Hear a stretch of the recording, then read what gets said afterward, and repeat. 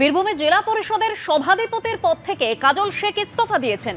ইস্তফার পেছনে কি কেষ্ট কাজল দ্বন্দ্ব?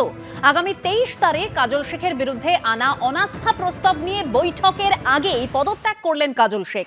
গত 4 আগস্ট অনাস্থা প্রস্তাব এনেছিলেন জেলা পরিষদের 19 জন সদস্য। এর আগে কালীঘাট তৃণমূল থেকে ঋতব্রত তৃণমূলে গিয়েছিলেন কাজল শেখ। ঋতব্রত তৃণমূলে যোগদান করলেও কোণঠাসা ছিলেন তিনি। জেলা সভাপতি অনুব্রত মণ্ডলের চাপে কোণঠাসা ছিলেন কাজল শেখ, দাবি তাঁর ঘনিষ্ঠদের। সম্প্রতি আশিস বন্দ্যোপাধ্যায়ের মৃত্যুর পর ঋতব্রত তৃণমূলের নেতৃত্বে আসা প্রতিনিধি দলে দেখা যায়নি কাজল শেখকে।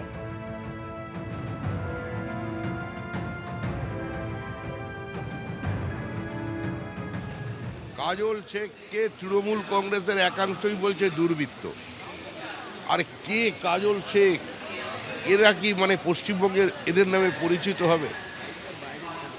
সুনীল গাউনির নাম লোকে ভুলে গেল, শঙ্খ ঘোষের নাম ভুলে যাচ্ছে, শক্তি চ্যাটার্জির নাম নেই, সৌমিত্র চ্যাটার্জি, সত্যজিৎ রায়, রুদ্রপ্রসাদ সেনগুপ্ত, বিভাস চক্রবর্তী, এরা কোথায় কোথায় এদের নাম করবে না? সকালবেলা কাজল শেখ।